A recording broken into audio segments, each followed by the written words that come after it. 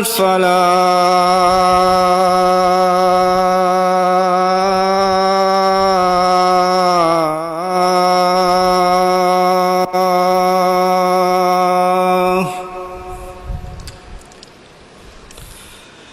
الله أكبر الله أكبر.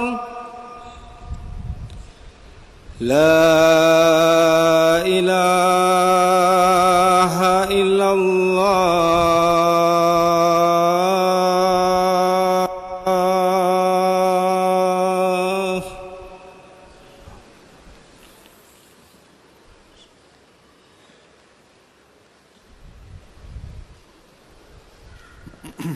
السلام علیکم ورحمۃ اللہ.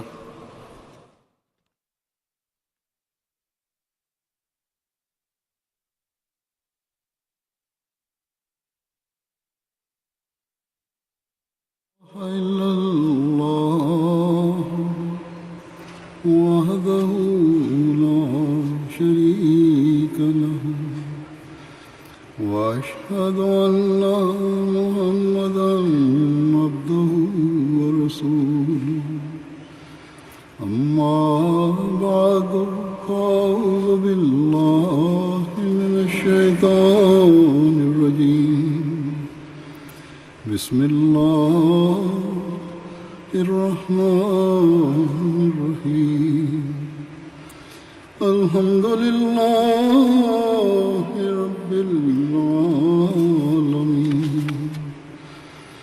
الرحمن الرحيم. مالك يوم الدين. إياك نعبد وإياك نستعين. اهدنا الصراط المستقيم. صراط الذين أنعمت عليهم غير المغضوب عليهم ولا الضالين.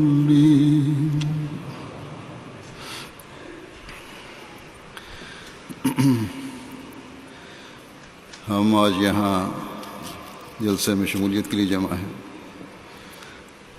جیسا کہ ہر احمدی جانتا ہے کہ ہمارا یہاں جلسہ کے لیے اکٹھے ہونا کسی دنیاوی ہاؤ ہو شور شرابے یا کسی دنیاوی مقصد کے لیے نہیں، بلکہ اس لیے ہے کہ یہاں کے پروگراموں میں شامل ہو کر ایک روحانی ماحول میں رہ کر اپنی روحانیت کو بڑھائیں، اپنی علمی استعدادوں کو بڑھائیں،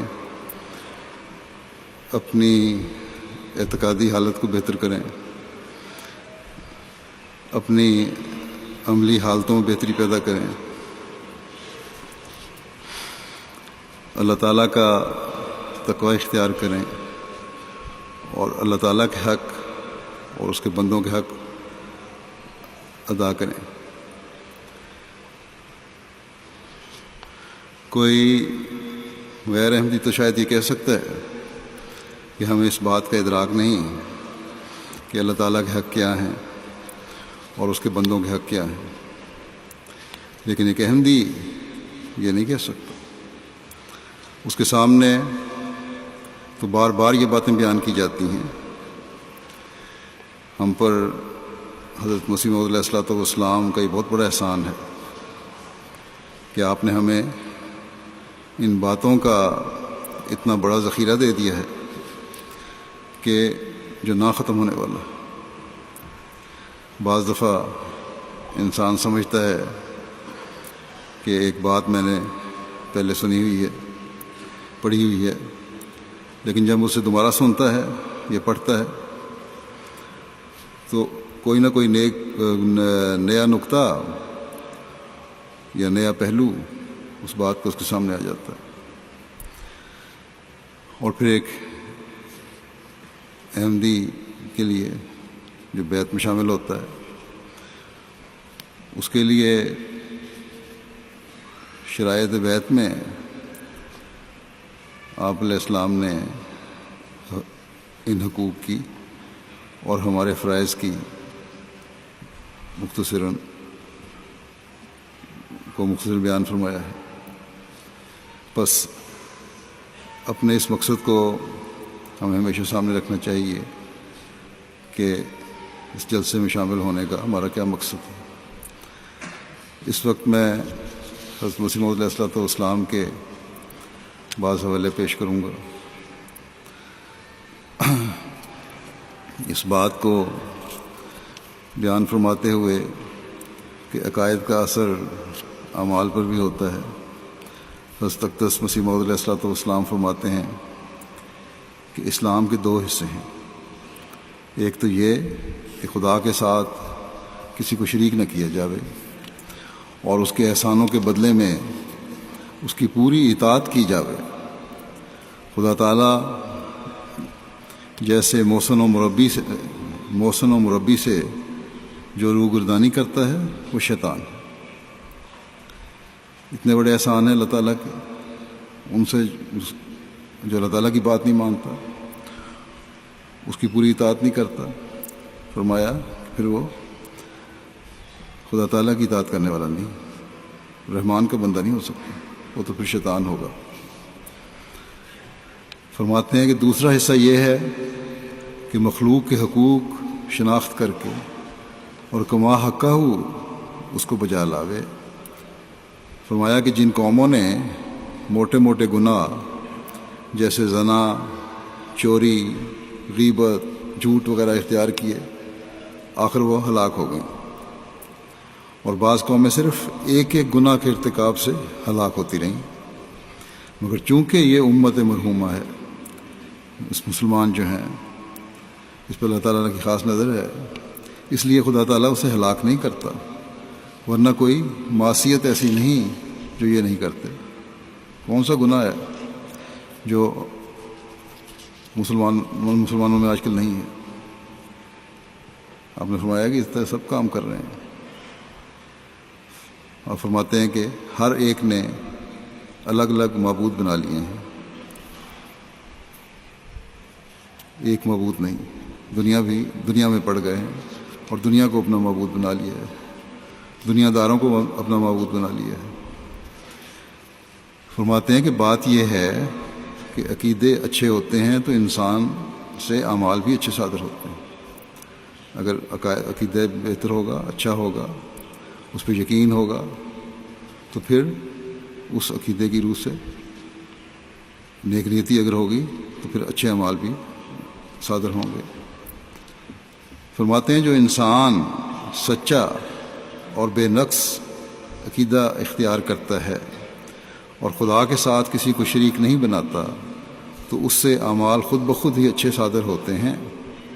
اور یہی باعث ہے کہ جب مسلمانوں نے سچے عقائد چھوڑ دیے تو آخر دجال وغیرہ کو خدا ماننے لگ گئے.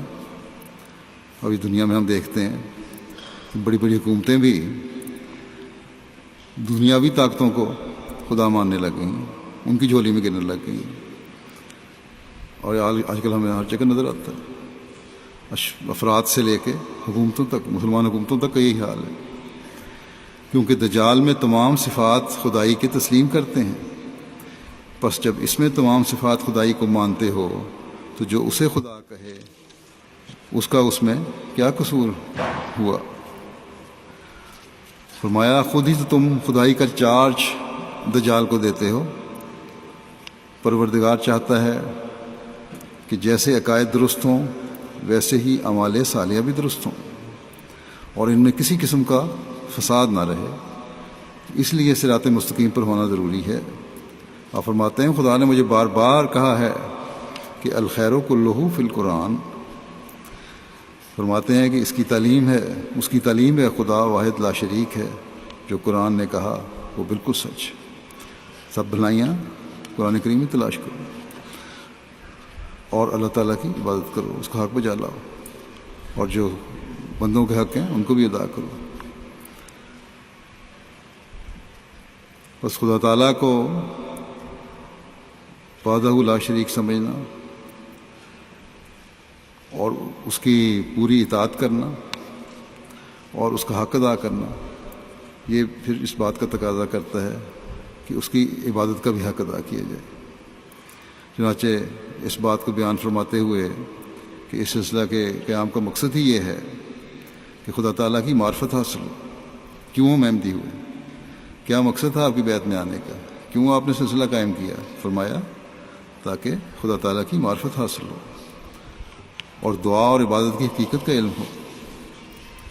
آپ فرماتے ہیں کہ جیسے پہلا آدمی جو صرف دعا کرتا ہے اور تدبیر نہیں کرتا وہ خطا کار ہے، اسی طرح پر یہ دوسرا جو تدبیر کو کافی سمجھتا ہے وہ ملحد ہے۔ ایک شخص دعا کرتا ہے، کوشش نہیں کرتا، تدبیر نہیں کرتا، تدبیر کرنے کا بھی اللہ تعالیٰ کا حکم ہے، تو وہ بھی خطا کار ہے، غلطی پر ہے۔ اسی طرح پر جو تدبیر کرتا ہے اور دعا نہیں کرتا وہ ملحد ہے۔ مگر تدبیر اور دعا دونوں باہم ملا دینا اسلام ہے۔ اسلام کی تعلیم کیا ہے کہ تدبیر بھی کرو، کوشش کرو اپنی پوری صلاحیتوں کے ساتھ، اپنی پوری استعدادوں کے ساتھ، اپنی پوری طاقتوں کے ساتھ جو تم دنیاوی کوشش کر سکتے ہو کرو، اور اسی طرح دعا بھی کرو، اللہ تعالیٰ کے حضور گڑ گڑاؤ اور بہت دعا کرو کہ اصل نتیجہ اس تدبیر کا خدا تعالیٰ نے پیدا کرنا ہے۔ اور اگر یہ چیزیں ہیں تو انہوں نے فرمایا پھر یہ اسلام ہے۔ فرماتے ہیں کہ اسی واسطے میں نے کہا ہے کہ گناہ اور غفلت سے بچنے کے لیے اس قدر تدبیر کرے جو تدبیر کا حق ہے، اور اس قدر دعا کرے جو دعا کا حق ہے۔ اسی واسطے قرآن شریف کی پہلی سورۃ فاتحہ میں ان دونوں باتوں کو مد نظر رکھ کر فرمایا ہے ایاک نعبد و ایاک نستعین۔ ایاک نعبد اسی اصل تدبیر کو بتاتا ہے، اور مقدم اس کو کیا ہے کہ پہلے انسان رعایت اسباب اور تدبیر کا حق ادا کرے، مگر اس کے ساتھ ہی دعا کے پہلو کو چھوڑ نہ دے، بلکہ تدبیر کے ساتھ ہی اس کو مد نظر رکھے۔ فرمایا کہ جب مومن ایاک نعبد کہتا ہے کہ ہم تیری ہی عبادت کرتے ہیں، تو مان اس کے دل میں خیال گزرتا ہے کہ میں کیا چیز ہوں جو اللہ تعالیٰ کی عبادت کروں جب تک اس کا فضل اور کرم نہ ہو۔ بعض لوگوں کو بڑا مان ہوتا ہے، بڑا زوم ہوتا ہے، ہم بڑے عبادت گزار ہیں، بڑے نمازیں پڑھنے والے ہیں، لیکن یہ بھی اللہ تعالیٰ کا فضل ہے۔ ایک حقیقی مومن تو یہ سوچتا ہے کہ عبادت کی توفیق دینا بھی اللہ تعالیٰ کا ہی فضل ہے، اس لیے وہ مان کہتا ہے۔ فرمایا کہ اس لیے وہ مان کہتا ہے ایاک نستعین، مدد بھی تجھی سے چاہتے ہیں۔ یہ ایک نازک مسئلہ ہے جس کو بجز اسلام کے اور کسی مذہب نے نہیں سمجھا، اسلام نے ہی اس کو سمجھا ہے۔ آپ فرماتے ہیں بس اسلام کے لیے ضروری امر ہے کہ اس میں داخل ہونے والا اس اصل کو مضبوط پکڑ لے، تدبیر بھی کرے اور مشکلات کے لیے دعا بھی کرے اور کراوے۔ اگر ان دونوں پلڑوں میں سے کوئی ایک ہلکا ہے تو کام نہیں چلتا، اس لیے ہر ایک مومن کے واسطے ضروری ہے کہ اس پر عمل کرے۔ مگر اس زمانے میں فرماتے ہیں کہ اس زمانے میں میں دیکھتا ہوں کہ لوگوں کی حالت ہو رہی ہے کہ وہ تدبیریں تو کرتے ہیں مگر دعا سے غفلت کی جاتی ہے، بلکہ اسباب پرستی اس قدر بڑھ گئی ہے کہ تدابیر دنیا ہی کو خدا بنا لیا گیا ہے، اور دعا پر ہنسی کی جاتی ہے اور اس کو ایک فضول شے قرار دیا جاتا ہے۔ یہ سارا اثر یورپ کی تقلید سے ہوا ہے۔ یہ خطرناک زہر ہے جو دنیا میں پھیل رہا ہے۔ اب یہاں یورپ میں اللہ تعالیٰ پہ ایمان تو بہت حد تک کم ہو رہا ہے، ایتھیسٹ بہت زیادہ بڑھ رہے ہیں تعداد میں، اور مسلمان سمجھتے ہیں کہ شاید ان کی ترقی کا راز اسی میں ہے، لیکن اس کا انجام اچھا نہیں ہونا۔ آپ نے فرمایا یہ خطرناک زہر ہے جو دنیا میں پھیل رہا ہے، مگر خدا تعالیٰ چاہتا ہے کہ اس زہر کو دور کرے، چنانچہ یہ سلسلہ اس نے اس لیے قائم کیا ہے۔ بس جو احمدی ہیں انہوں نے دنیا کے اثر نہیں لینے، دنیا داری کے اثر نہیں لینے، خدا تعالیٰ پر یقین نہ کرنے والوں کے اثر نہیں لینے، بلکہ ان کو خدا تعالیٰ کے وجود سے، خدا تعالیٰ کی ذات سے آگاہ کرنا ہے اور حقیقی اسلام کے بارے میں ان کو بتانا ہے۔ یہ ایک احمدی کا کام۔ فرمایا تاکہ دنیا کو خدا تعالیٰ کی معرفت ہو اور دعا کی حقیقت اور اس کے اثر سے اطلاع ملے۔ لوگ سمجھتے ہیں دعا کی کوئی حقیقت نہیں۔ ایک احمدی کا ایمان ایسا ہونا چاہیے جہاں اس قبولیت دعا پر یقین ہو، وہاں قبولیت دعا کے تجربات بھی ہوں۔ بس یہ ہے وہ حالت جو ایک احمدی کو پیدا کرنی چاہیے، اور جب یہ حالت ہوگی تو تب ہی پھر اعتقادی مضبوطی پیدا ہوگی۔ انسان عارضی خداؤں کے پیچھے نہیں جائے گا، بلکہ معبود حقیقی کی پہچان کر کے صرف اور صرف اس کے آگے جھکے گا۔ اور اس معبود حقیقی کی پہچان اور اللہ تعالیٰ کی عبادت کی معراج کے اسلوب ہمیں حضرت صلی اللہ علیہ وسلم نے اپنے پر اترنے والی کتاب اور اپنے عمل سے سکھائے۔ اس لیے یہ معرفت دعا کی حقیقت اس وقت تک ظاہر نہیں ہو سکتی جب تک ہم حضرت صلی اللہ علیہ وسلم سے پختہ تعلق پیدا نہ کریں۔ چنانچہ حضرت مسیح علیہ الصلوۃ والسلام نے سلسلے قیام اور اپنی بعثت کا بیان فرماتے ہوئے ایک جگہ یہ بھی فرمایا کہ اگر ہماری جماعت میں سے کوئی نا واقف ہو تو واقف ہو جائے، اگر کسی کو نہیں پتہ تو اس کو پتہ لگ جانا چاہیے کہ اس سلسلے کے قائم کرنے سے اللہ تعالیٰ کی کیا غرض ہے اور ہماری جماعت کو کیا کرنا چاہیے۔ اور یہ بھی غلطی ہے کہ کوئی اتنا ہی سمجھ لے کہ رسمی طور پر بیعت میں داخل ہونا ہی نجات ہے۔ اس لیے ضرورت پڑی ہے کہ میں اصل غرض بتاؤں کہ خدا تعالیٰ کیا چاہتا ہے۔ صرف بیعت کرنے سے نجات نہیں ملے گی۔ آپ فرماتے ہیں کہ میں تمہیں بتاتا ہوں کہ خدا تعالیٰ کیا چاہتا ہے۔ فرمایا سب لوگ یاد رکھو کہ رسمی طور پر بیعت میں داخل ہونا یا مجھ کو امام سمجھ لینا، اتنی ہی بات نجات کے واسطے ہرگز کافی نہیں ہے، کیونکہ اللہ تعالیٰ دلوں کو دیکھتا ہے، وہ زبانی باتوں کو نہیں دیکھتا۔ فرمایا نجات کے واسطے جیسا کہ اللہ تعالیٰ نے بار بار فرمایا ہے وہی ضروری ہے، اور وہ یہ ہے کہ اول سچے دل سے اللہ تعالیٰ کو وحدہ لا شریک سمجھے اور حضرت صلی اللہ علیہ وسلم کو سچا نبی یقین کرے، اور قرآن شریف کو اللہ تعالیٰ قرآن شریف کو کتاب اللہ سمجھے کہ وہ ایسی کتاب ہے کہ قیامت تک اب اور کوئی کتاب یا شریعت نہ آئے گی، یعنی قرآن شریف کے بعد اب کسی کتاب یا شریعت کی ضرورت نہیں ہے۔ دیکھو، خوب یاد رکھو کہ حضرت صلی اللہ علیہ وسلم خاتم الانبیاء ہیں، یعنی ہمارے نبی صلی اللہ علیہ وسلم کے بعد کوئی نئی شریعت اور نئی کتاب نہ آئے گی، نئے احکام نہ آئیں گے، یہی کتاب اور یہی احکام رہیں گے۔ جو الفاظ میری کتابوں میں فرماتے ہیں کہ جو الفاظ میری کتابوں میں نبی یا رسول کے میری نسبت پائے جاتے ہیں، اس میں ہرگز یہ منشا نہیں ہے کہ کوئی نئی شریعت یا نئے احکام سکھائے جائیں، بلکہ منشا یہ ہے کہ اللہ تعالیٰ جب کسی ضرورت حقہ کے وقت کسی کو معمور کرتا ہے تو ان معنوں سے کہ مکالمات الہیہ کا شرف اس کو دیتا ہے اور غیب کی خبریں اس کو دیتا ہے، اس پر نبی کا لفظ بولا جاتا ہے، اور وہ معمور نبی کا خطاب پاتا ہے۔ یہ معنی نہیں ہے کہ نئی شریعت دیتا ہے یا وہ حضرت صلی اللہ علیہ وسلم کی شریعت کو نعوذ باللہ منسوخ کرتا ہے، بلکہ یہ جو کچھ اسے ملتا ہے وہ حضرت صلی اللہ علیہ وسلم کی سچی اور کامل اتباع سے ملتا ہے، اور بغیر اس کے مل سکتا ہی نہیں۔ ہاں، یہ ضروری ہے کہ جب زمانے میں گناہ کثرت سے ہوتے ہیں اور اہل دنیا ایمان کی حقیقت نہیں سمجھتے اور ان کے پاس پوست یا ہڈی رہ جاتی ہے اور مغز اور لب نہیں رہتا، اور ایمانی قوت کمزور ہوتی ہے اور شیطانی تسلط اور غلبہ بڑھ جاتا ہے، ایمانی ذوق اور حلاوت نہیں رہتی، ایسے وقتوں میں عادت اللہ اس طرح پر جاری ہے کہ اللہ تعالیٰ اپنے ایک کامل بندے کو جو خدا تعالیٰ کی سچی اطاعت میں فنا شدہ ہے اور محو ہوتا ہے، اپنے مکالمے کا شرف بخش کر بھیجتا ہے، اور اب اس وقت اس نے مجھے معمور کر کے بھیجا ہے اور فرماتے ہیں کہ اس وقت اس نے مجھے معمور کر کے بھیجا ہے، کیونکہ یہی وہ زمانہ ہے جس میں الہی محبت بالکل ٹھنڈی ہو گئی ہے۔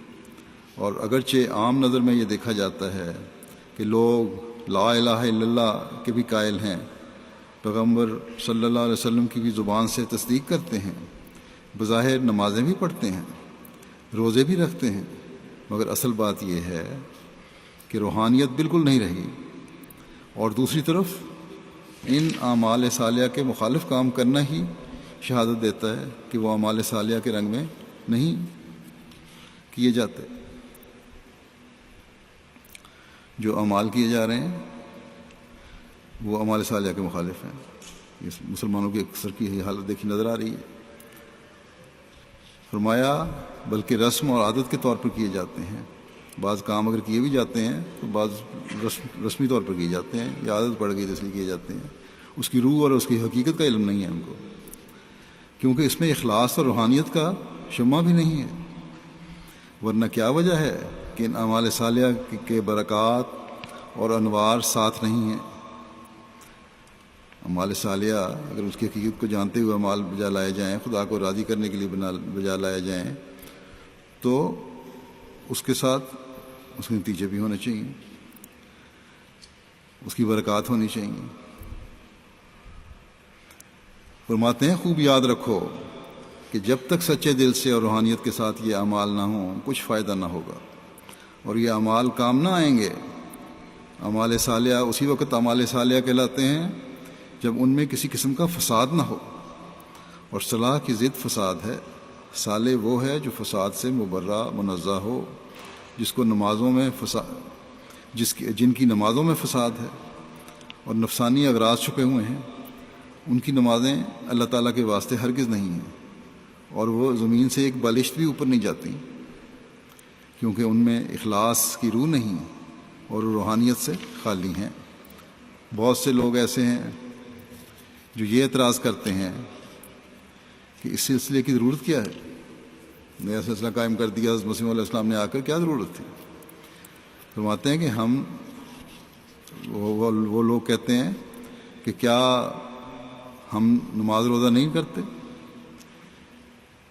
فرمایا آپ نے کہ وہ اس طرح پر دھوکہ دیتے ہیں، اور کچھ تعجب نہیں کہ بعض لوگ جو ناواقف ہوتے ہیں ایسی باتوں کو سن کر دھوکہ کھا جاویں اور ان کے ساتھ مل کر یہ کہہ دیں کہ جس حالت میں ہم نماز پڑھتے ہیں، روزہ رکھتے ہیں اور ورد و وظائف کرتے ہیں، پھر کیا یہ پھوٹ ڈال دی ہے ایک نئی جماعت پیدا کر کے؟ فرمایا یاد رکھو کہ ایسی باتیں کم سمجھی اور معرفت کے نہ ہونے کا نتیجہ ہیں۔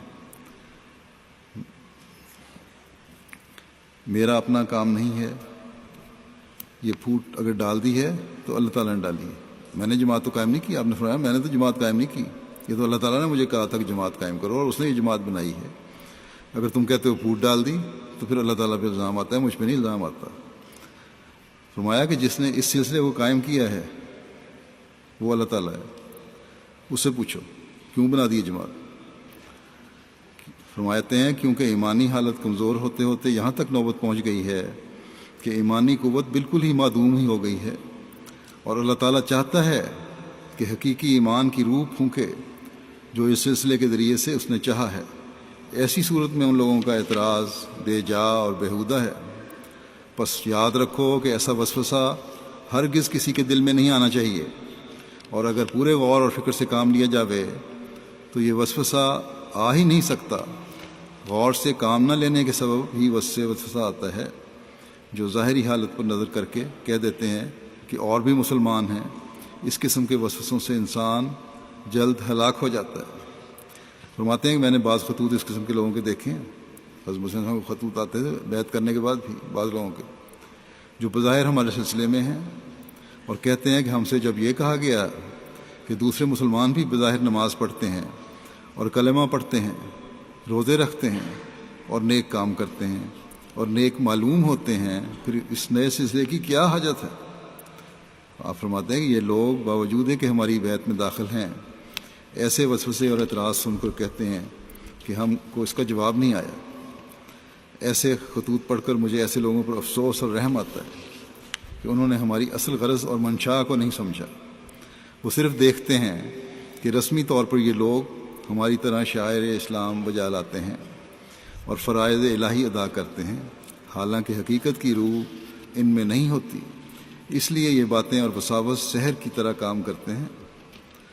وہ ایسے وقت نہیں سوچتے کہ ہم حقیقی امن پیدا کرنا چاہتے ہیں جو انسان کو گناہ کی موت سے بچا لیتا ہے، اور ان رسوم و عادات کے پیرو لوگوں میں وہ باتیں نہیں، ان کی نظر ظاہر پر ہے، حقیقت پر نگاہ نہیں، ان کے ہاتھ میں چھلکا ہے جس میں مغز نہیں۔ بس جب آپ کی بعثت کا مقصد اللہ تعالیٰ سے حقیقی تعلق پیدا کروانا ہے، حضرت صلی اللہ علیہ وسلم کی عظمت کی پہچان کروانا ہے، قرآن کریم کی حکومت کو اپنے اوپر لاگو کروانا ہے، تو ہم جو آپ کے ماننے اور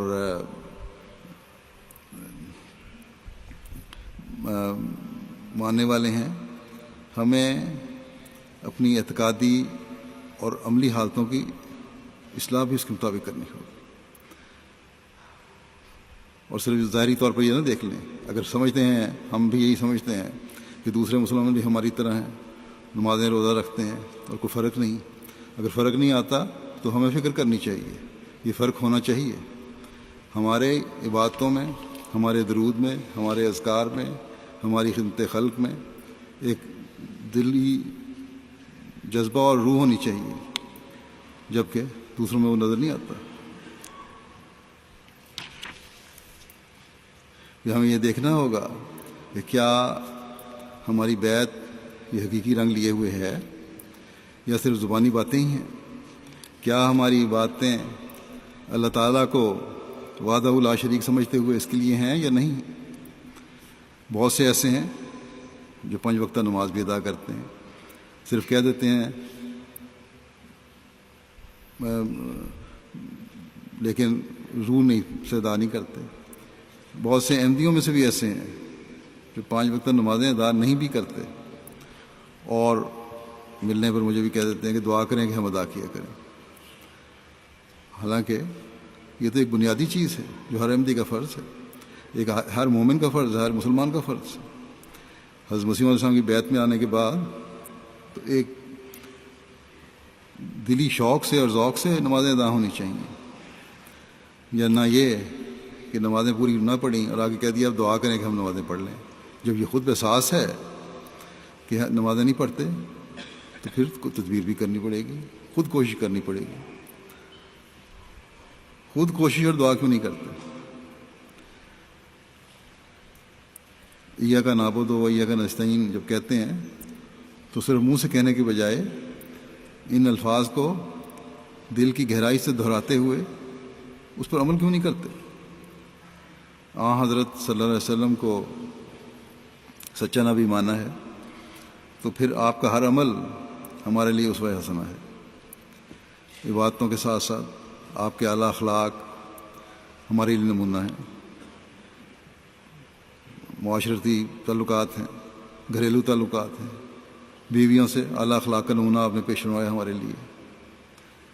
لیکن بہت سارے ایسے ہیں جو گھروں میں فساد پیدا کرتے ہیں، ان کے جذبات کا خیال رکھنا آپ نے ہمیں سکھایا، بچوں سے شفقت سے پیش آنا حضرت صلی اللہ علیہ وسلم نے ہمیں سکھایا، دوسروں کے عمومی جذبات کا خیال رکھنا آپ صلی اللہ علیہ وسلم نے ہمیں سکھایا، لڑائی جھگڑوں سے بچنا آپ نے اس کی تلقین بھی کی اور ہمیں سکھایا اور اپنے عمل سے دکھایا۔ امانت میں خیانت نہ کرنا، اس کی سخت تلقین اسلام کی تعلیم میں بھی ہے اور آپ نے کر کے دکھائی ہمیں، جیسے بھی حالات ہوں۔ عاجزی اور انکساری دکھانا، سچائی کے اعلیٰ ترین معیار قائم کرنا، اور کون سا ایسا خلق ہے جس کی معراج ہمیں آپ صلی اللہ علیہ وسلم میں نظر نہیں آتی؟ اگر ہم حقیقت میں آپ صلی اللہ علیہ وسلم کو سچا نبی مانتے ہیں اور حضرت مسیح علیہ الصلوۃ والسلام کو آپ کی غلامی میں بھیجا ہوا زمانے کا امام مانتے ہیں، تو پھر اپنے عملوں کو بھی، اپنی عبادتوں کے معیاروں کو بھی ہمیں بلند کرنا ہوگا۔ قرآن کریم کے احکامات کو دیکھ کر، اس کے اوامر و نواہی کو دیکھ کر ہمیں جائزہ لینا ہوگا کہ کون کون سے نیک باتوں کو ہم کرنے والے ہیں اور کون سی ہم نہیں کر رہے۔ کون سی برائیوں کو ہم چھوڑ رہے ہیں اور کن کو نہیں ہم چھوڑ رہے. حضرت مسیح علیہ الصلوۃ والسلام کے مقام اور دعوے کو صحیح رنگ میں پہچاننے کی ضرورت ہے. بس یہ زمانہ جو دنیا کو اللہ تعالیٰ سے دور لے گیا ہے اور ترقی کے نام پر ہر روز ہر آنے والا دن دور لے جانے کے لیے ایک نئی کوشش کرتا چلا جا رہا ہے. اس وقت میں یہ احمدی کا ہی کام ہے کہ اپنے تعلق باللہ اور اللہ تعالیٰ کی معرفت کو حاصل کرنے کی کوشش کریں اور ہر چڑھنے والا دن اس معرفت میں ترقی کرنے والا ہو. حضرت صلی اللہ علیہ وسلم سے عشق و محبت صرف زبانی دعویٰ نہ ہو، اس کے صرف نعرے نہ لگائے جائیں،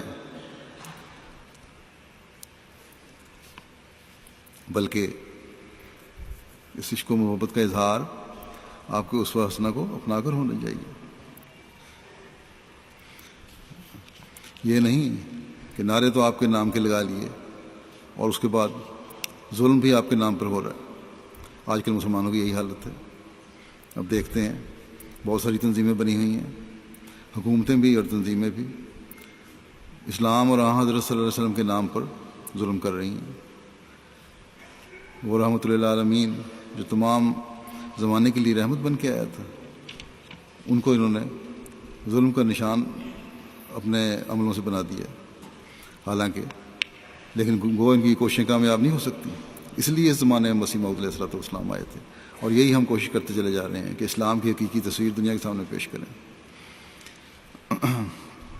بس ہمیں اس حقیقی تصویر کو پیش کرنے کے لیے آپ کے ہر اسوے کو اپنانے کی کوشش کرنی چاہیے.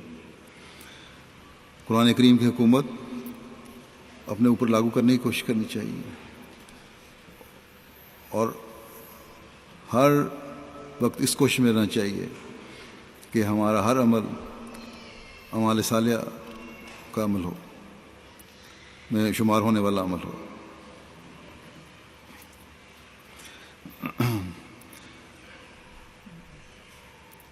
ہمیں یہ کوشش کرنی چاہیے کہ ہم ہر لمحہ اور ہر روز بلکہ ہر لمحہ اس کوشش میں ہوں کہ ہم نے شیطان سے دور ہونا ہے اور رحمان کے قریب ہونا ہے.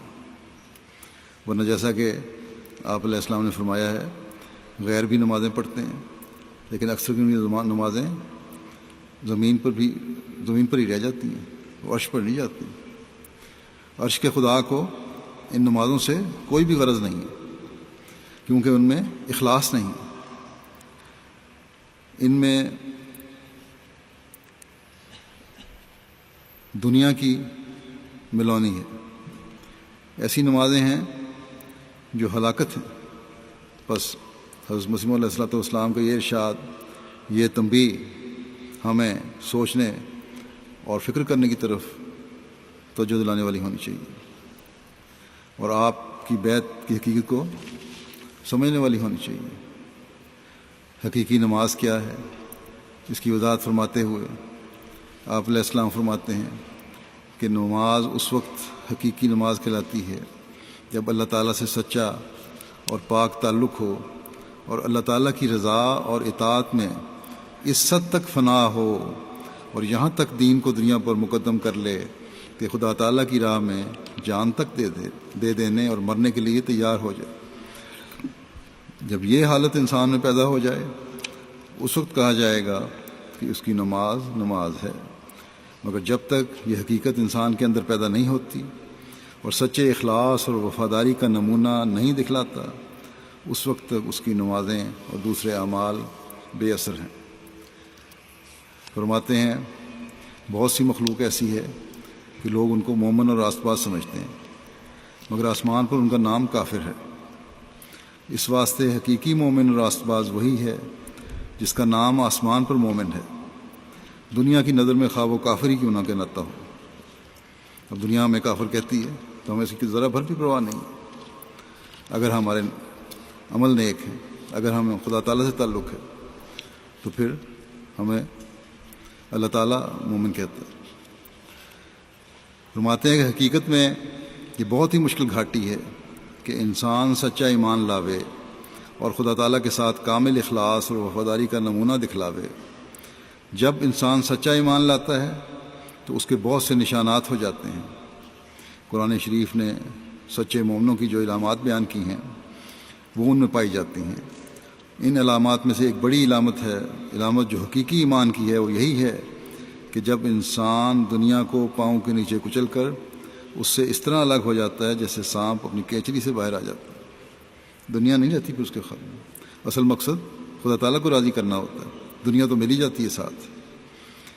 فرمایا اسی طرح پر جب انسان نفسانیت کی کینچلی سے باہر آ جاتا ہے تو وہ مومن ہوتا ہے اور ایمان کامل کے آثار اس میں پائے جاتے ہیں۔ چنانچہ فرمایا ہے ان اللہ مع الذین اتقوا والذین هم محسنون،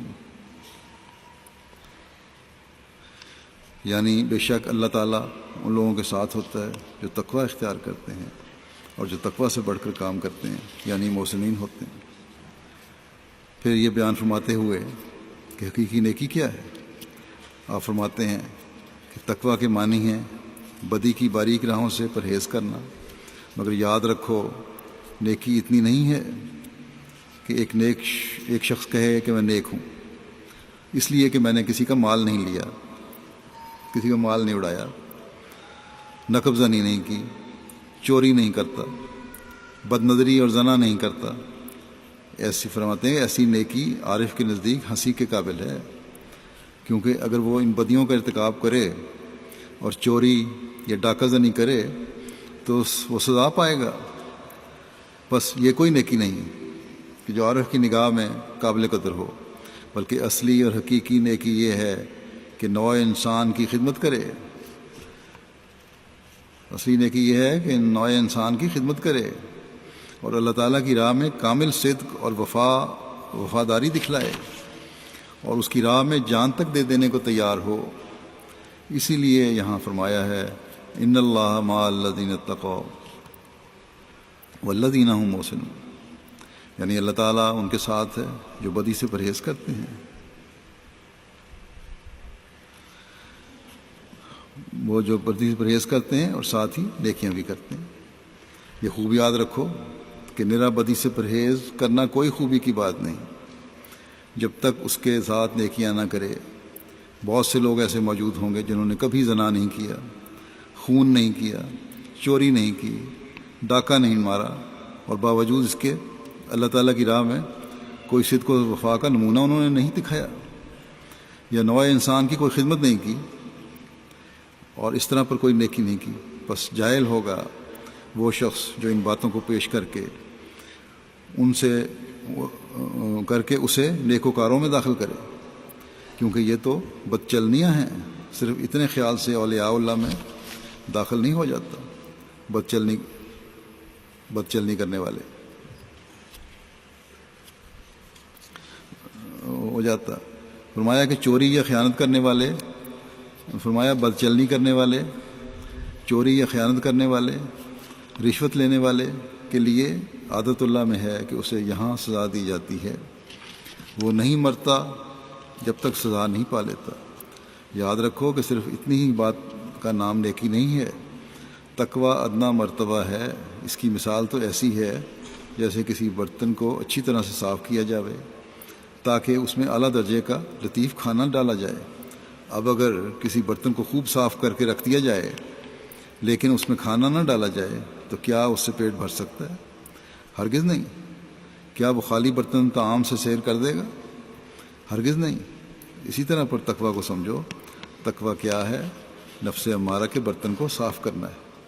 بس برتن کو صاف کر کے اس میں پھر نیک اعمال کا کھانا بھرنا، اور پھر اسے کھانا ہی وہ اصل بات ہے جو انسان کو خدا تعالیٰ کا قرب دلاتی ہے اور اس کی رضا حاصل کرنے والا بناتی ہے۔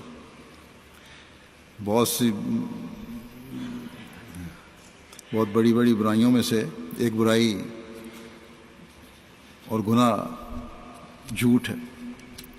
اس سے بچنے کی طرف توجہ دلاتے ہوئے ایک موقع پر حضرت مسیح علیہ السلام فرماتے ہیں کہ میں نے غور کیا ہے قرآن شریف میں کئی ہزار حکم ہیں ان کی پابندی نہیں کی جاتی، ادنا سی باتوں میں خلاف ورزی کر لی جاتی ہے، یہاں تک کہ دیکھا جاتا ہے کہ بعض جھوٹ تو دکاندار بولتے ہیں اور بعض مسالے دار جھوٹ بولتے ہیں، حالانکہ خدا تعالیٰ نے اس کو رجس کے ساتھ رکھا ہے، مگر بہت سے لوگ دیکھتے ہیں کہ رنگ آمیزی کر کے حالات بیان کرنے سے نہیں رکتے اور اس کو کوئی گناہ بھی نہیں سمجھتے، ہنسی کے طور پر بھی جھوٹ بولتے ہیں۔ انسان صدیق نہیں کہلا سکتا جب تک جھوٹ کے تمام شعبوں سے پرہیز نہ کرے۔ یہ کالا خلق پردہ پوشی ہے جو صرف خلق ہی نہیں بلکہ اس سے انسان بہت سے جھگڑوں اور فسادوں سے بھی بچتا ہے اور دنیا کو بھی بچاتا ہے۔ چنانچہ اس بات کو بیان فرماتے ہوئے حضرت مسیح علیہ السلام فرماتے ہیں کہ میں دیکھتا ہوں کہ جماعت میں باہم نزاعیں بہت ہو جاتی ہیں اور معمولی نزاع سے پھر ایک دوسرے کی عزت پر حملہ کرنے لگتے ہیں۔ ذرا سی معمولی رنجشیں ہوتی ہیں اور پھر وہ بڑھتے اتنی ہو جاتی ہیں کہ ایک دوسرے کی عزت پر حملہ کرنے لگ جاتے ہیں اور اپنے بھائی سے لڑتا ہے۔ یہ بہت ہی نامناسب حرکت ہے۔ فرمایا یہ نہیں ہونا چاہیے، بلکہ ایک اگر اپنی غلطی کا اعتراف کر لے تو کیا حرج ہے، دو لڑ رہے ہیں ایک مان لے صلح کرنے کے لیے۔ فرمایا بعض آدمی ذرا سی بات پر دوسرے کی ذلت کا اقرار کیے بغیر پیچھا نہیں چھوڑتے۔ ان باتوں سے پرہیز کرنا لازم ہے۔ خدا تعالیٰ کا نام ستار ہے، پھر یہ کیوں اپنے بھائی پر رحم نہیں کرتا اور عفو اور پردہ پوشی سے کام نہیں لیتا؟ چاہیے کہ اپنے بھائی کی پردہ پوشی کرے اور اس کی عزت و آبرو پر حملہ نہ کرے۔ فرماتے ہیں ایک چھوٹی سی کتاب میں لکھا دیکھا ہے کہ ایک بادشاہ قرآن لکھا کرتا تھا۔ ایک ملا نے کہا کہ یہ آیت غلط لکھی ہے۔ بادشاہ نے اس وقت اس آیت پر دائرہ کھینچ دیا کہ اس کو کاٹ دیا جائے گا۔ جب وہ چلا گیا تو اس دائرے کو کاٹ دیا۔ جب بادشاہ سے پوچھا گیا کہ ایسا کیوں کیا تو اس نے کہا کہ دراصل وہ غلطی پر تھا، جو ملا میری اصلاح کرنے آیا تھا وہ غلطی پہ تھا، مگر میں نے اس وقت دائرہ کھینچ دیا کہ اس کی دل جوئی ہو جائے، اس کے دل میں وہ شرمندگی نہ ہو کہ اس سے بحث کروں میں۔ فرماتے ہیں کہ یہ بڑی رعونت کی جڑ اور بیماری ہے کہ دوسرے کی خطا پکڑ کر اشتہار دے دیا جاوے۔ ایسے امور سے نفس خراب ہو جاتا ہے، اس سے پرہیز کرنا چاہیے۔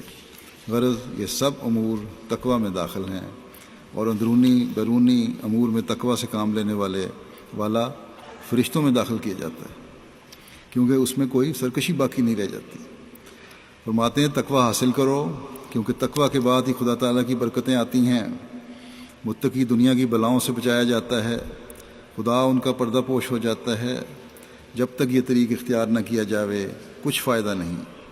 ایسے لوگ میری بیعت سے کوئی فائدہ نہیں اٹھا سکتے۔ فائدہ ہو بھی تو کس طرح، جبکہ ایک ظلم تو اندر ہی رہا۔ اگر وہی جوش، رعونت، تکبر، عجب، ریاکاری، سریع الغضب ہونا باقی ہے جو دوسروں میں بھی ہے تو پھر فرق ہی کیا ہے؟ فرماتے ہیں سعید اگر ایک ہی ہو اور وہ سارے گاؤں میں ایک ہی ہو تو لوگ کرامت کی طرح اس سے متاثر ہوں گے۔ نیک انسان جو اللہ تعالیٰ سے ڈر کر نیکی اختیار کرتا ہے اس میں ایک ربانی روب ہوتا ہے اور دلوں میں پڑ جاتا ہے کہ یہ باخدا ہے۔ یہ بالکل سچی بات ہے کہ جو خدا تعالیٰ کی طرف سے آتا ہے خدا تعالیٰ اپنی عظمت سے اس کو حصہ دیتا ہے، اور یہی طریق نیک بختی کا ہے۔ فرمایا پس یاد رکھو کہ چھوٹی چھوٹی باتوں میں بھائیوں کو دکھ دینا ٹھیک نہیں ہے۔ حضرت صلی اللہ علیہ وسلم جمیع اخلاق کے متمم ہیں، اور اس وقت خدا تعالیٰ نے آخری نمونہ آپ کے اخلاق کا قائم کیا۔ سارے جو دنیا کے اخلاق ہیں اس میں آپ پہ آ کے ختم ہو گئے۔ فرمایا یہ آپ نمونہ ہے ہر ایک کے لیے۔ فرماتے ہیں اس وقت بھی اگر وہی درندگی رہی تو پھر سخت افسوس اور کم نصیبی ہے۔ وسلم سے دعویٰ ہے بیعت کا، آپ کے غلام کی بیعت کا دعویٰ ہے، تو وہ اپنے اخلاق کو بھی اعلیٰ کرنا ہوگا۔ اگر ہم پھر بھی اسی طرح رہیں گے، ایک دوسرے کی ٹانگیں کھینچتے رہیں، درندگی رہے یا دوسرے کو نقصان پہنچانے کی کوشش کرتے رہیں تو سخت افسوس ہے اور کم نصیبی ہے۔ فرمایا پس دوسروں پر عیب نہ لگاؤ کیونکہ بعض اوقات انسان دوسرے پر عیب لگا کر خود اس میں گرفتار ہو جاتا ہے۔ اگر وہ عیب اس میں نہیں، لیکن اگر عیب سچ مچ اس میں ہے تو اس کا معاملہ پھر خدا تعالیٰ سے ہے۔ فرماتے ہیں کہ بہت سے آدمیوں کی عادت ہوتی ہے کہ وہ اپنے بھائیوں پر معان ناپاک الزام لگا دیتے ہیں۔ ان باتوں سے پرہیز کرو، بنی نوع انسان کو فائدہ پہنچاؤ اور اپنے بھائیوں سے ہمدردی اور ہمسایوں سے نیک سلوک کرو، اپنے بھائیوں سے نیک معاشرت کرو، اور سب سے پہلے شرک سے بچو کہ یہ تقویٰ کی ابتدائی اینٹ ہے۔ اپنے بھائی کی غلطی کو دیکھ کر کیا طریقہ اختیار کرنا چاہیے، اس کی مزید وضاحت فرماتے ہیں آپ فرماتے ہیں صلاح، تقویٰ، نیک بختی اور اخلاقی حالت کو درست کرنا چاہیے۔ فرماتے ہیں مجھے اپنی جماعت کا یہ بڑا غم ہے کہ ابھی تک یہ لوگ آپس میں ذرا سی بات پر چڑ جاتے ہیں۔ عام مجلس میں کسی کو احمق کہہ دینا بھی بڑی غلطی ہے۔ اگر اپنے کسی بھائی کی غلطی دیکھو تو اس کے لیے دعا کرو کہ خدا اسے بچا لے گے، یہ نہیں کہ منادی کرو۔ جب کسی کا بیٹا بد چلن ہو تو اس کو سردست کوئی ضائع نہیں کرتا، بلکہ اندر ایک گوشے میں سمجھاتا ہے کہ یہ برا کام ہے، اس سے باز آ جا۔ بس جیسے رفق، حلم اور ملائمت سے اپنی اولاد سے معاملہ کرتے ہو، ویسے ہی آپس میں بھائیوں سے کرو۔ جس کے اخلاق اچھے نہیں ہیں مجھے اس کے ایمان کا خطرہ ہے، کیونکہ اس میں تکبر کی ایک جڑ ہے۔ اگر خدا راضی نہ ہو تو گویا یہ برباد ہو گیا۔ بس جب اس کی اپنی اخلاقی حالت کا یہ حال ہے تو اسے دوسروں کو کہنے کا کیا حق ہے؟ آپ فرماتے ہیں خدا تعالیٰ فرماتا ہے اس کا یہی مطلب ہے کہ اپنے نفس کو فراموش کر کے دوسرے کے عیوب کو نہ دیکھتا رہے، بلکہ چاہیے کہ اپنے عیوب کو دیکھے، چونکہ خود تو وہ پابند ان امور کا نہیں ہوتا۔ اس لیے آخر کار لما تقولون ما لا تفعلون کا مصداق ہو جاتا ہے۔ پھر مغلوب الغضب غلبے اور نصرت سے محروم ہو جاتے ہیں، مدد سے محروم ہو جاتے ہیں، جو غصہ آتا ہے۔ اس بارے میں بیان کرتے ہوئے فرماتے ہیں کہ یاد رکھو جو شخص سختی کرتا اور غضب میں آ جاتا ہے اس کی زبان سے معارف کی حکمت کی باتیں ہرگز نہیں نکل سکتی۔ وہ دل حکمت کی باتوں سے محروم کیا جاتا ہے۔ جو اپنے مقابل کے سامنے جلدی تیش میں آ کر آپے سے باہر ہو جاتا ہے، گندا دہن اور بے لگام کے ہونٹ لطائف کے چشمے سے بے نصیب اور محروم کیے جاتے ہیں۔ غضب اور حکمت دونوں جمع نہیں ہو سکتے۔ جو مغلوب الغضب ہوتا ہے اس کی عقل موٹی اور فہم کند ہوتا ہے۔ غصے میں آنے والا اس کی عقل ماری جاتی ہے، اس کو کبھی کسی میدان میں غلبہ اور نصرت نہیں دیے جاتے۔ فرماتے ہیں غضب نصف جنون ہے، جب یہ زیادہ بھڑکتا ہے تو پورا جنون ہو سکتا ہے۔ فرماتے ہیں کہ ہماری جماعت کو چاہیے کہ کل ناکردنی افعال سے دور رہا کریں۔ وہ شاخ جو اپنے تنے اور درخت سے سچا تعلق نہیں رکھتی وہ بے پھل رہ جاتی ہے۔ سو دیکھو اگر تم لوگ ہمارے اصل مقصد کو نہ سمجھو گے اور شرائط پر کاربند نہ ہوگے جن شرائط پر بیعت کی ہے تو ان وعدوں کے وارث تم کیسے بن سکتے ہو جو خدا تعالیٰ نے ہمیں دیے ہیں؟ بس وعدوں کا حصہ بننے کے لیے، آپ کی دعاؤں سے فیض پانے کے لیے ان حالتوں کو بدلنے کی ضرورت ہے۔ اگر کسی میں بری عادتیں ہیں، یہاں بھی جلسے پر بہت سے لوگ اس لیے آتے ہیں کہ حضرت مسیح علیہ الصلوۃ والسلام کی دعاؤں سے حصہ لیں، لیکن اگر عملی حالت ٹھیک نہیں ہے تو دعاؤں سے حصہ کس طرح ملے گا؟ یہ تو آپ نے خود ہی فرما دیا۔ غصے کے بجائے کس قسم کی حالت ایک مومن کی ہونی چاہیے، اس بارے میں آپ فرماتے ہیں کہ ایسا نہ ہو کہ تمہارا اس وقت کا غصہ کوئی خرابی پیدا کر دے جس سے سارا سلسلہ بدنام ہو، یا کوئی مقدمہ بنے جس سے سب کو تشویش ہو۔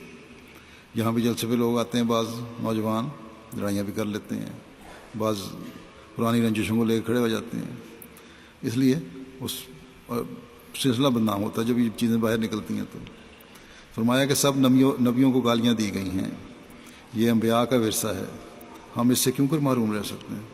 ہمیں بھی لوگ گالیاں دیتے ہیں۔ ایسے بن جاؤ کہ گویا مسلوب الغضب ہو، تم کو گویا غضب کے گواہ ہی نہیں دیے گئے۔ اب یہ تو غیروں کے لیے بھی فرمایا کہ غیر بھی تمہیں دیتے ہیں تو تم نے اپنا غصہ دبانا ہے، لیکن آپس میں تو بالکل ہی یہ حالت نہیں ہونی چاہیے کہ غصہ ایک دوسرے پہ اظہار ہو رہا ہو۔ فرمایا کہ دیکھو اگر کچھ بھی تاریکی کا حصہ ہے تو نور نہیں آئے گا، نور اور ظلمت جمع نہیں ہو سکتے، جب نور آ جائے گا تو ظلمت نہیں رہے گی۔ تم اپنے سارے ہی قوا کو پورے طور سے اللہ تعالیٰ کی فرما برداری میں لگا دو، جو کمی کسی قوت میں ہو اسے اس پان والے کی طرح گندے پان تلاش کر کے پھینک دیتا ہے۔ اپنی گندی عادات کو نکال پھینکو اور سارے اعضاء کی اصلاح کر لو، یہ نہ ہو کہ نیکی کرو اور نیکی میں بدی ملا دو۔ توبہ کرتے رہو، استغفار کرو، دعا سے ہر وقت کام لو۔ فرماتے ہیں کہ ہمارے غالبانے کے ہتھیار استغفار، توبہ، دینی علوم کی واقفیت، خدا تعالیٰ کی عظمت کو مد نظر رکھنا اور 5 وقت کی نمازوں کو ادا کرنا ہے۔ نماز دعا کی قبولیت کی کنجی ہے۔ جب نماز پڑھو تو اس میں دعا کرو اور غفلت نہ کرو، اور ہر ایک بدی سے خواہ وہ حقوق الہی کے متعلق ہو، خواہ حقوق العباد کے متعلق ہو، بچو۔ اللہ تعالیٰ ہمیں توفیق عطا فرمائے کہ ہم ان معیاروں کو حاصل کرنے والے ہوں، اور آپ کی بیعت میں آ کر آپ کی بعثت کے مقصد کو سمجھنے والے اور اسے پورا کرنے کے لیے اپنی تمام تر صلاحیتوں اور استعدادوں کو استعمال کرنے والے ہوں، اور دنیا کو بھی اس حقیقت سے آگاہ کرنے والے ہوں۔ جلسہ کے دنوں میں اس بات کا بھی خیال رکھیں کہ ادھر ادھر پھرنے کے بجائے جلسہ کے پروگراموں میں شامل ہوں، تمام تقریریں سنیں۔ ہر تقریر کسی نہ کسی رنگ میں علمی، اعتقادی اور روحانی ترقی کا ذریعہ بنتی ہے۔ شعبہ تربیت بھی اس بات کو یقینی بنانے کی کوشش کرے کہ بغیر کسی جائز وجہ کے لوگ ادھر ادھر پھرنے کے بجائے جلسہ گاہ میں بیٹھیں، جلسہ سننے کے لیے آئیں، اس کی کوشش کریں۔ اسی طرح تمام شامل ہونے والے ڈیوٹی دینے والوں سے بھی مکمل تعاون کریں۔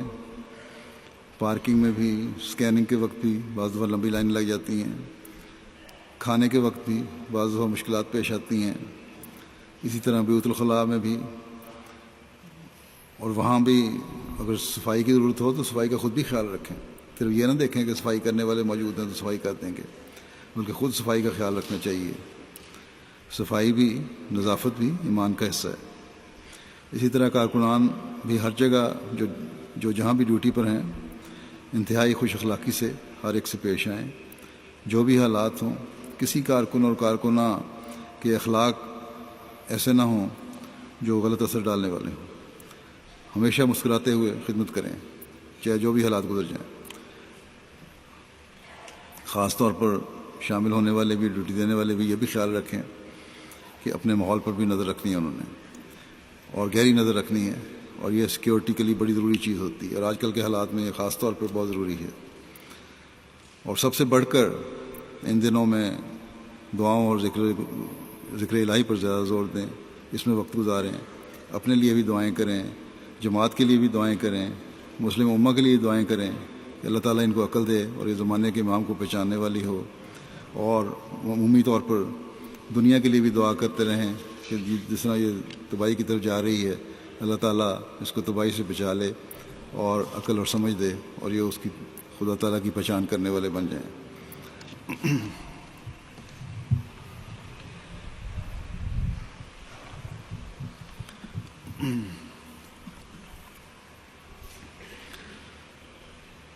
الحمد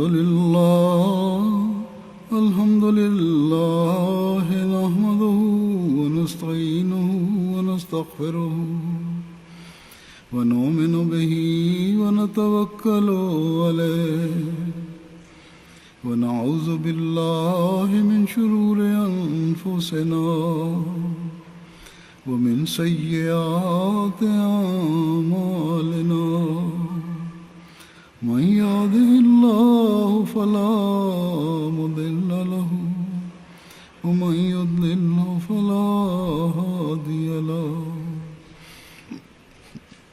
ونشهد أن لا إله إلا الله ونشهد أن محمدا عبده ورسوله عباد الله رحمكم الله إن الله يأمر بالعدل والإحسان وإيتاء ذي القربى وينهى عن الفحشاء والمنكر والبغي يعظكم لعلكم تذكرون اذكروا الله يذكركم وادعوه يستجب لكم ولذكر اللہ اکبر. میں دوسرے ہال میں جا کے نماز پڑھاؤں گا لجنہ کی وجہ سے. اب آپ اس وقت انتظار کریں گے. صفحے درست کر لیں.